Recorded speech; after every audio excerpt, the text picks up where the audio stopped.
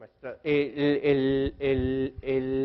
los sistemas que se adoptan en Naciones Unidas son sistemas, dicen que muy diplomáticos, muy basados en el respeto a la soberanía de los estados. Entonces son esquemas pues muy diplomáticos, pero pues también con una presión muy fuerte, y que desde luego, bueno, pues, lo resuelto, alguien nos comentaba, bueno, ¿de dónde deriva que una observación o una recomendación de algún comité de Naciones Unidas pues pueda ser vinculatoria para un Estado? Nos comentaba alguien de la Secretaría de Relaciones Exteriores que pues tan fácil y tan fuerte como esto, que un comité del Senado norteamericano quería vetar los recursos que se comprometió los Estados Unidos a dar a México con motivo del Plan Mérida, con motivo en que había observaciones y recomendaciones muy graves en materia de violación de derechos humanos a México. No dirán que eso es muy fuerte, son millones de dólares que no se van a dar al Estado mexicano porque hay una observación o recomendación pendiente.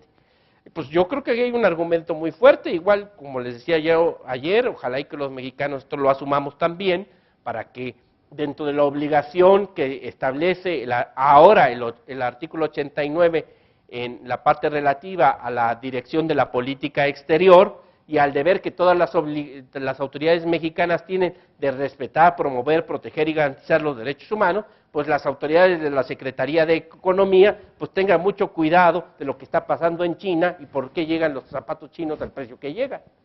Entonces, también las autoridades mexicanas deben decir, oye, ya están violando derechos humanos.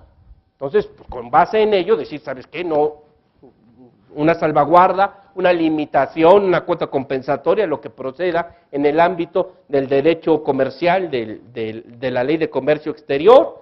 Pero pues esto es la obligación también. Aquí estamos viendo que esta reforma del artículo primero tiene muchas vertientes y no solo en el trabajo jurisdiccional.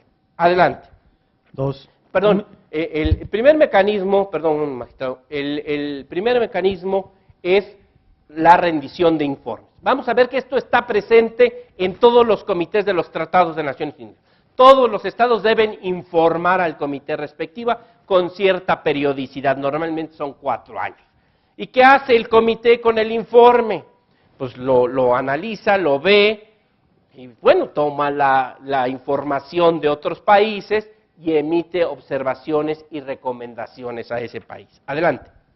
2. Un mecanismo potestativo previsto en el pacto con carácter voluntario para los estados que lo aceptan, consistente en la presentación de comunicaciones por ellos, artículo 41, y, adicionalmente, en el protocolo facultativo del Pacto Internacional de Derechos Civiles y Políticos de 16 de diciembre de 1966, se establece un tercer mecanismo facultativo instituido que da competencia al Comité de Derechos Humanos para recibir y considerar comunicaciones de individuos en lo particular.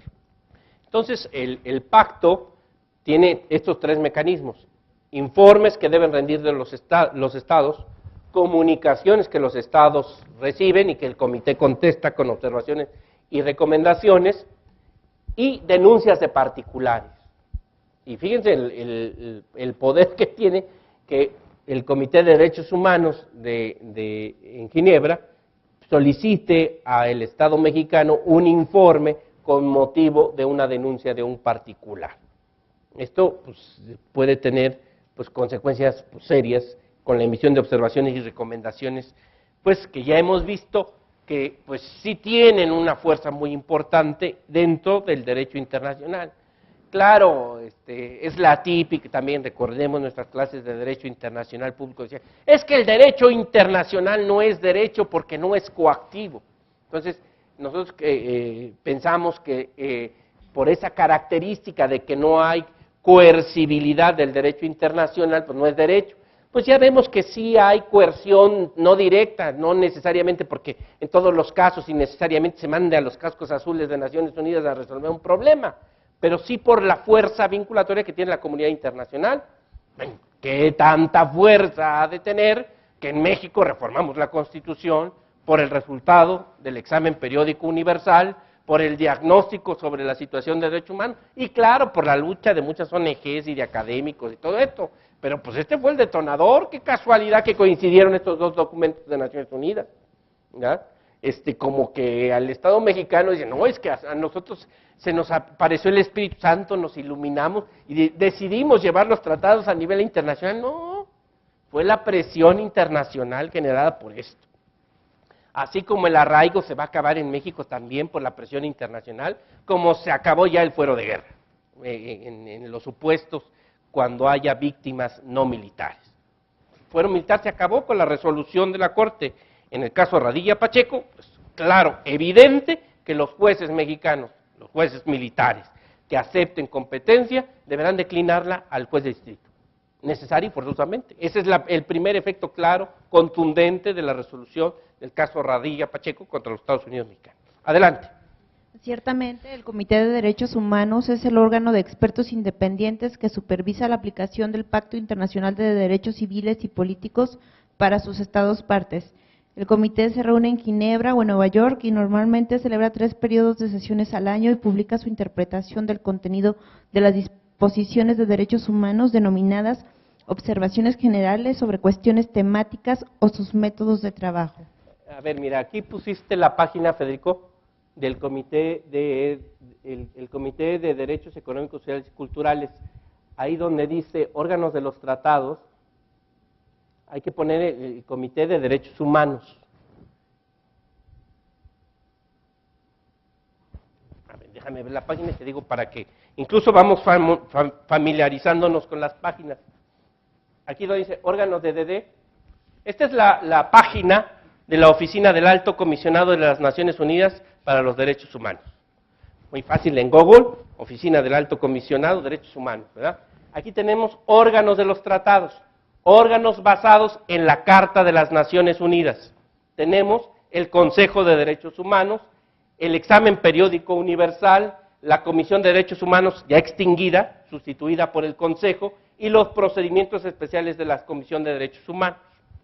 Si quieres, pícale en la parte de los procedimientos especiales para que vean cómo son los relatores y los comités especiales. Hay una subdivisión de los comités y de la construcción de los mandatos. Claro, aquí hay el problema de los idiomas y van a ver que aquí sobre todo se ve que hay por temas y por países. Regrésate a órganos de los tratados para irnos en el... Hay información muy interesante y que hay que estar manejando acá. Después tenemos, como segundo apartado, los órganos de los tratados. Y aquí, pues el primero de ellos es el Comité de Derechos Humanos, CCPR. El Comité de Derechos Humanos es el comité de expertos creado con base en el Pacto Internacional de Derechos Civiles y Políticos, que recibe informes de los países, recibe comunicaciones de los países y recibe, en virtud del protocolo facultativo, las denuncias de particulares. Y aquí pueden ver, en el Comité de Derechos Humanos, ponle ahí, Comité de Derechos Humanos, exacto. Bueno, la labor que hace el comité y desde luego aquí pueden consultar las observaciones generales que el comité ha realizado por temas. Les comentaba que dentro del disco está la recopilación de observaciones generales de los órganos de los tratados por temas. Bueno, y aquí la información de eso se puede actualizar aquí. De esta recopilación faltan 2 que están en la página y que no están en este documento de Naciones Unidas. Esta es la página del Comité de Derechos Humanos. Si quieres, regrésate y ahora vamos a ver el Comité de Derechos Económicos, Sociales y Culturales. Adelante con el Pacto Internacional de Derechos Económicos, Sociales y Culturales. El Pacto Internacional de Derechos Civiles y Políticos atribuye directamente al individuo los derechos reconocidos en él. Por su parte, el Pacto de Derechos Económicos, Sociales y Culturales no parece conferir directamente los derechos enunciados, sino que los hace depender del cumplimiento de las obligaciones positivas asumidas por los Estados partes al tener el carácter de progresivos. Aquí estamos en el terreno, acuérdense ustedes, cuando hablamos de garantías sociales.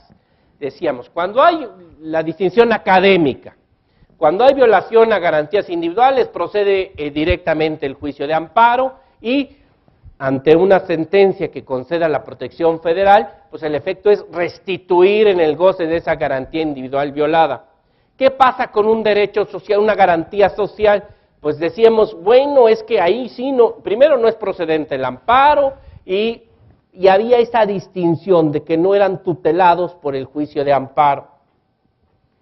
Después la Corte, y eso lo documento en el libro, y esa es la línea que se ha seguido a nivel internacional, se ha dicho, bueno, esto que los derechos sociales, económicos y culturales no sean directamente tutelables o que no tengan una efectividad inmediata, pues es relativo, porque puede haber un derecho social como el derecho a la sindicación que tenga aspectos muy claros y que pueden ser tutelados directamente.